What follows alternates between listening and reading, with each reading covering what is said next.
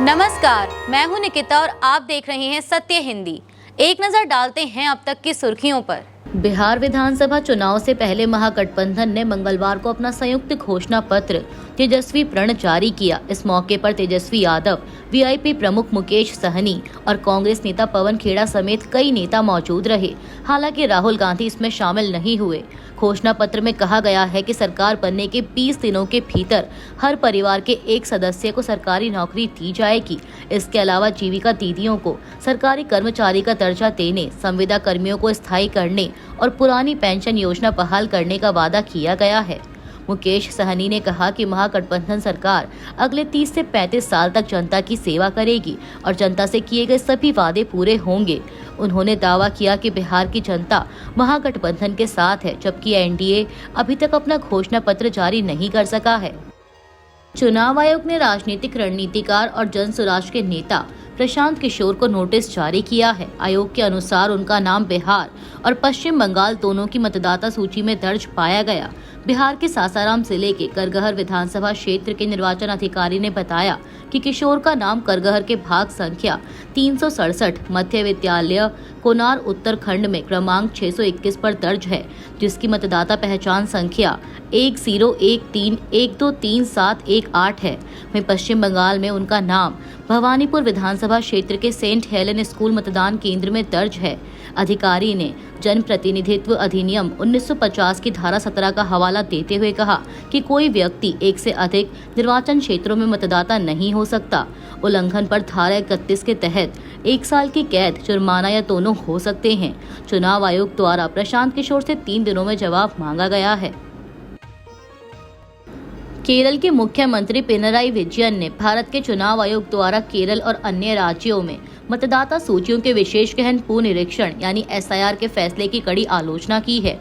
उन्होंने इसे लोकतांत्रिक प्रक्रिया के लिए गंभीर चुनौती बताया और कहा कि इससे चुनावी प्रणाली पर जनता का भरोसा कमजोर हो सकता है। विजयन ने आरोप लगाया कि आयोग 2002 से 2004 की मतदाता सूचियों के आधार पर संशोधन की योजना बना रहा है, जो 1950 के जन प्रतिनिधित्व अधिनियम और 1960 के मतदाता पंजीकरण नियमों का उल्लंघन है। उन्होंने कहा कि कानून के अनुसार किसी भी संशोधन का आधार वर्तमान मतदाता सूची होना चाहिए। मुख्यमंत्री ने बताया कि राज्य चुनाव अधिकारी पहले ही आयोग को चेतावनी दे चुके हैं कि इस समय ऐसा संशोधन स्थानीय निकाय चुनावों की तैयारियों के चलते अव्यवहारिक होगा। गौरतलब है कि चुनाव आयोग ने सोमवार को घोषणा की थी कि नवंबर से फरवरी के बीच 12 राज्यों और केंद्र शासित प्रदेशों में यह प्रक्रिया की जाएगी, जिनमें केरल, तमिलनाडु, पुडुचेरी और पश्चिम बंगाल शामिल हैं। भारत के निर्वाचन आयोग द्वारा घोषित विशेष गहन संशोधन यानी एसआईआर का विपक्षी दलों ने तीखा विरोध किया है। तमिलनाडु और पश्चिम बंगाल जैसे चुनावी राज्यों में सत्ताधारी दल डीएमके और टीएमसी ने इसे लोकतंत्र के खिलाफ साजिश करार देते हुए कड़ा रुख अपनाया है। डीएमके ने 2 नवंबर को सर्वदलीय बैठक बुलाने का ऐलान किया, जबकि टीएमसी ने चुनाव आयोग को अत्यधिक समझौतावादी बताते हुए इसके खिलाफ आंदोलन की चेतावनी दी है। सीपीएम ने भी इसे मनमाना कदम ठहराया है। यह विवाद बिहार में हाल ही में एसआईआर अभियान के दौरान मतदाता सूची से अल्पसंख्यकों, अनुसूचित जातियों और महिलाओं के नाम काटे जाने के आरोपों से पैदा हुआ है।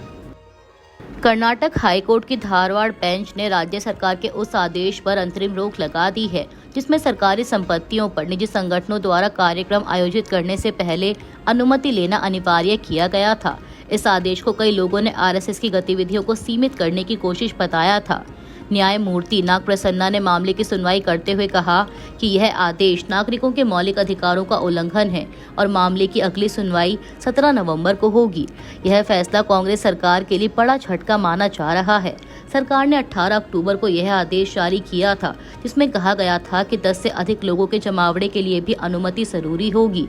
याचिकाकर्ता पुनः चैतन्य सेवा संस्था ने इसे अभिव्यक्ति और सभा की स्वतंत्रता के खिलाफ बताया था। वहीं मुख्यमंत्री सिद्धरमैया और मंत्री एच के पाटिल ने कहा कि यह आदेश किसी संगठन विशेष के खिलाफ नहीं है, बल्कि सरकारी संपत्तियों के दुरुपयोग को रोकने के लिए है।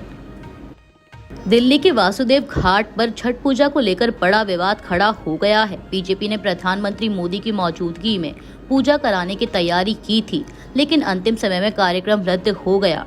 बताया जा रहा है कि घाट पर नकली यमुना बनाए जाने के खुलासे के बाद पीएम मोदी ने कार्यक्रम में न जाने का फैसला किया। आम आदमी पार्टी नेता सौरभ भारद्वाज ने आरोप लगाया कि मुख्यमंत्री रेखा गुप्ता ने वजीराबाद ट्रीटमेंट प्लांट से पानी लाकर नकली यमुना तैयार कराई। वहीं आम आदमी पार्टी सांसद संजय सिंह ने कहा कि नकली पार्टी का नकली घाट, पूर्वांचलियों की भावनाओं से खिलवाड़ बंद करो। बीबीसी और सत्य हिंदी और कई यूट्यूबर्स की रिपोर्ट में दावा किया गया कि घाट पर गंगा का पानी पाइपलाइन से लाया गया था। वहीं दूसरी ओर बीजेपी नेताओं के साफ यमुना के दावे टीपीसीसी की रिपोर्ट में गलत साबित हुए, जिसमें कहा गया कि यमुना का पानी स्नान योग्य नहीं है। अमेरिका के राष्ट्रपति डोनाल्ड ट्रंप ने जापान में तैनात aircraft carrier USS George Washington पर अमेरिकी सैनिकों को संबोधित किया। उन्होंने कहा कि उनकी सरकार राजनीतिक रूप से सही रहने के बजाय देश की सुरक्षा को प्राथमिकता देगी। ट्रंप ने कहा कि अगर अमेरिका जंग में है तो हम जंग जीतेंगे। उन्होंने सैनिकों से पूछा, आपको इससे कोई आपत्ति नहीं है ना? जिस पर सैनिकों ने तालियां बजाकर उनका स्वागत किया। इस दौरान ट्रंप ने जापान की प्रधानमंत्री सनेई तकाइची के साथ रेयर अर्थ मिनरल्स यानी दुर्लभ खनिज को लेकर एक अहम समझौते पर हस्ताक्षर भी किए और उनकी नेतृत्व क्षमता की तारीफ की। वहीं तकाइची ने कहा कि जापान अपनी रक्षा क्षमताओं को और मजबूत करने के लिए प्रतिबद्ध है। जापान दौरे के बाद ट्रंप अब दक्षिण कोरिया जाएंगे, जहां उनकी मुलाकात चीन के राष्ट्रपति शी जिनपिंग से होगी। अमेरिका के राष्ट्रपति डोनाल्ड ट्रंप और चीनी राष्ट्रपति शी जिनपिंग इस हफ्ते गुरुवार को दक्षिण कोरिया में होने वाले एशिया पैसिफिक इकोनॉमिक कोऑपरेशन यानी एपेक समिट में आमने सामने होंगे। यह मुलाकात दोनों देशों के बीच व्यापार, तकनीक, रूस यूक्रेन युद्ध, ताइवान और सुरक्षा जैसे अहम मुद्दों पर केंद्रित रहेगी। ट्रंप ने कहा कि वे उम्मीद करते हैं कि यह बैठक सकारात्मक होगी। बैठक का मुख्य मुद्दा अमेरिकी चीन ट्रेड वॉर है। हाल ही में दोनों देशों के बीच शुरुआती सहमति बनी है और अमेरिकी वित्त मंत्री ने कहा कि चीनी सामानों पर 100% अतिरिक्त टैरिफ लगाने की बात अब खत्म हो गई है।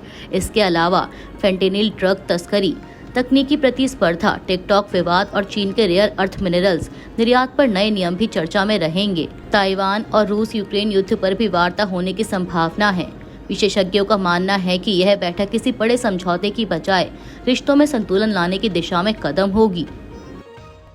हिंदुस्तान एरोनॉटिक्स लिमिटेड यानी HAL और रूस की यूनाइटेड एयरक्राफ्ट कॉरपोरेशन के बीच यात्री विमान SJ-100 के निर्माण को लेकर एक अहम समझौता हुआ है। यह समझौता सोमवार को रूस की राजधानी मॉस्को में साइन किया गया। HAL ने बताया कि SJ-100 एक ट्विन इंजन छोटे आकार का यात्री विमान है, जिसके अब तक 200 से अधिक विमान बनाए जा चुके हैं और 16 से अधिक एयरलाइंस इसका संचालन कर रही हैं।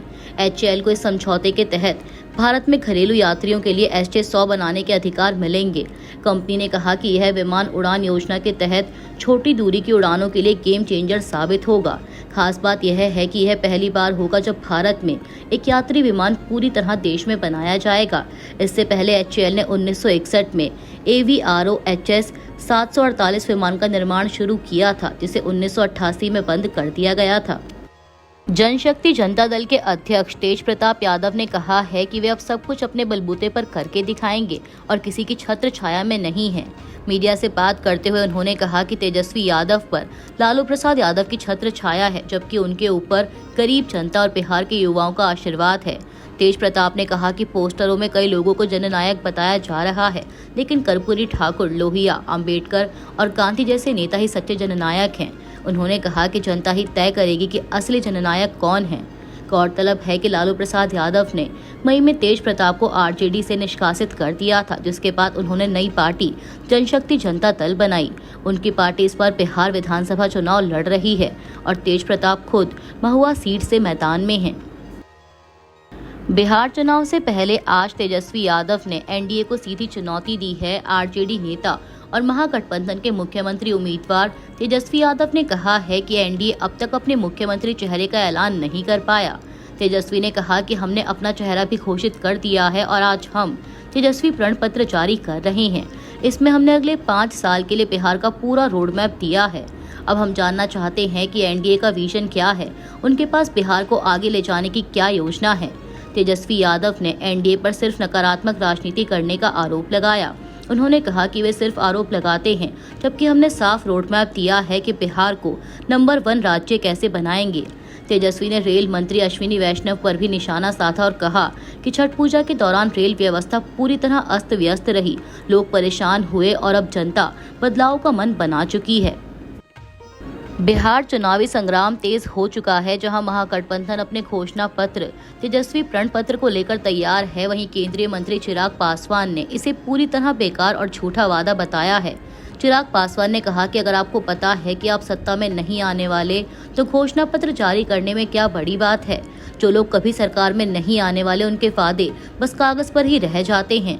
उन्होंने तेजस्वी यादव के वादों पर सवाल उठाते हुए कहा कि 2.5 करोड़ परिवारों को सरकारी नौकरी देने के लिए करीब 7 लाख करोड़ रुपए की जरूरत पड़ेगी, जबकि बिहार का पूरा बजट ही सिर्फ 3 लाख करोड़ रुपए का है।